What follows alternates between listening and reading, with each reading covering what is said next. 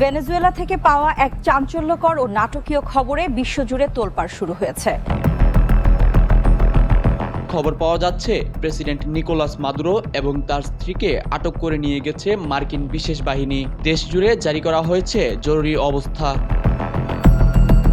দীর্ঘদিনের অর্থনৈতিক মন্দা আর রাজনৈতিক অস্থিরতার পর এই ঘটনা লাতিন আমেরিকার ইতিহাসে নতুন এক মোড় নিতে যাচ্ছে। কিন্তু প্রশ্ন উঠেছে, দক্ষিণ আমেরিকার এই ধনী দেশটির আজকের এই পরিণতির জন্য দায়ী কে? ভেনেজুয়েলার তেল নাকি মার্কিন হস্তক্ষেপ? একসময় ভেনেজুয়েলা ছিল দক্ষিণ আমেরিকার সবচেয়ে ধনী দেশ। বিশ্বের সবচেয়ে বড় তেলের মজুদ এই দেশটিকে দিয়েছিল উন্নয়নের চাবিকাঠি। কিন্তু 90-এর দশকের শেষে যখন হুগো চাভেজ ক্ষমতায় আসেন, তখন থেকেই শুরু হয় একক খাতের উপর অতি নির্ভরশীলতা। ভেনেজুয়েলার অর্থনীতির 95% নির্ভরশীল ছিল তেলের উপর। যখন বিশ্ববাজারে তেলের দাম চড়া ছিল, তখন ভেনেজুয়েলা ছিল সোনায় মুড়ানো। কিন্তু 2014 সালের পর তেলের দাম কমতে শুরু করলেই ধসে পড়ে দেশটির তাসের ঘর। অর্থনীতিবিদরা একে বলেন ডাচ ডিজিজ, যেখানে একটি মাত্র সম্পদের উপর নির্ভর করতে গিয়ে বাকি সব উৎপাদন ধ্বংস হয়ে যায়। মাদুরো সরকারের দাবি, সিআইএ এবং মার্কিন নিষেধাজ্ঞায় ভেনেজুয়েলার অর্থনীতিকে পঙ্গু করে দিয়েছে। মার্কিন যুক্তরাষ্ট্র ভেনেজুয়েলার উপর কঠোর অর্থনৈতিক নিষেধাজ্ঞা আরোপ করে, যার ফলে দেশটি আন্তর্জাতিক বাজারে তেল বিক্রি করতে সমস্যায় পড়ে।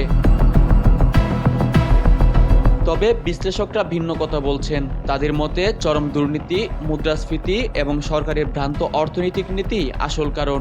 অতিমাত্রায় মুদ্রা ছাপানোর ফলে ভেনেজুয়েলা কারেন্সি বলিভার আজ মূল্যহীন কাগজে পরিণত হয়েছে। 1 কেজি চাল কিনতে এখন সেখানে ব্যাগ ভর্তি টাকা নিয়ে যেতে হয়।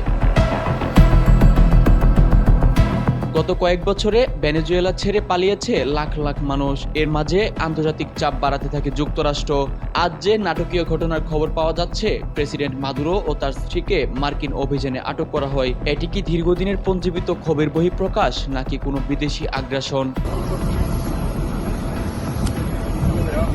কারাকাস থেকে পাওয়া খবরে জানা যাচ্ছে, ভেনেজুয়েলার শহর জুড়ে এখন থমথমে পরিস্থিতি। মার্কিন সামরিক উপস্থিতি নিয়ে তীব্র বিতর্ক শুরু হয়েছে। প্রশ্ন উঠছে, কোনো দেশের অভ্যন্তরীণ সংকটে মার্কিন হস্তক্ষেপ কি সত্যি মুক্তি আনবে নাকি পরিস্থিতিকে আরও জটিল করবে?